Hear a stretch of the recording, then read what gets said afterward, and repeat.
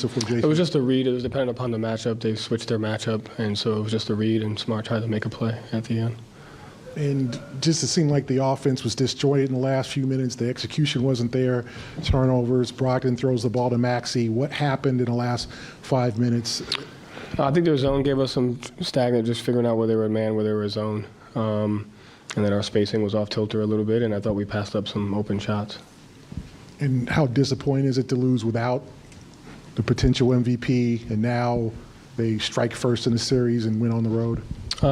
It's disappointing to lose in general, but we have opportunities to bounce back. Joe, they kind of did everything pretty much you said that they would be able to do, playing smaller, more aggressive, quicker. What is it about just, I guess, the level at this point in the playoffs that you can expect what's coming and still not be able to beat it?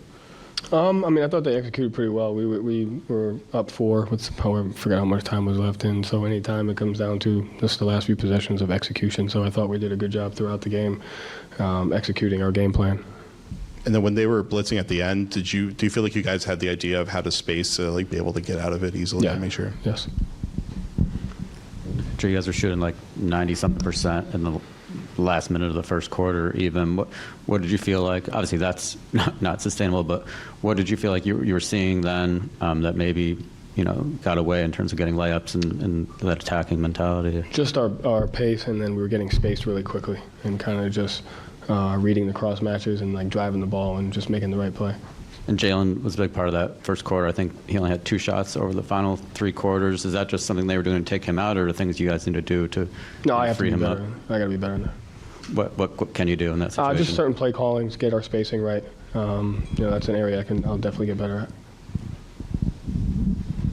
at. Joe, one of the things that kind of kept the game close early on when you guys were trying to pull ahead was D'Anthony Melton, Tyrese Maxey. What led to the other guys from Philly getting going? Yeah, that's the catch. That's what you do on Harden is you want to try to throw an extra guy at him, or I called one in the first half and gave an open 3 to Niang, and then we did it at the end of the quarter and gave an open 3 to Harris. And so their spacing was really good, and when they play small, they have shooters, and it puts you in a bind. Are you going to be shifted off of them? And in the first half, we were shifted a little bit more and gave some catch and shoot shots to their role guys that credit to them, they knocked down.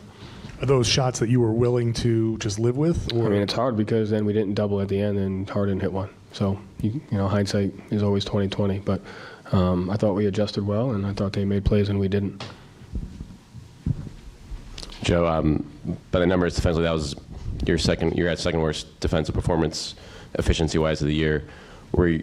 They made shots there, but what, in terms of adjustments or what can you guys do there to kind of take those shots away, whether it's from Harden or their supporting cast? Yeah, I think, what would they get? I have to go back and watch, but I think some of the tendency stuff, I think Maxey got 8 points on his right hand in the third quarter. We just have to do a good job of showing help, being shifted and getting back. Guarding their role guys better, especially in the second unit, whether it's Melton or Niang not giving them open looks. Generally speaking, how do you feel you reacted to not having Embiid in there on the offensive side of things? You outscored them heavily in the paint. So what was the difference there in terms of execution? Their zone a little bit, and then just our spacing at times. And just what did you see from Harden overall, and was that type of performance kind of expected given Embiid out of the lineup and having to step up? Yeah, he played well, made shots. Joe, the turnovers, it seemed like a lot of self-induced turnovers. Why and what happened, and how can you clean those up?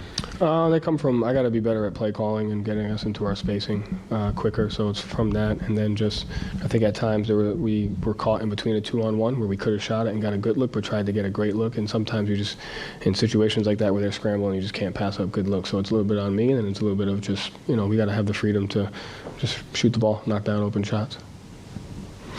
Joe, historically, these guys against the zone have a tendency to just try to shoot over the top of it.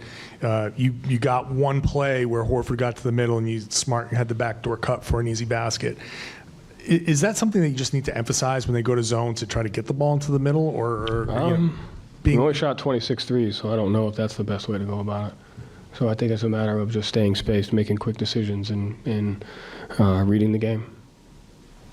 I don't think 26 threes is a recipe for our success as a team.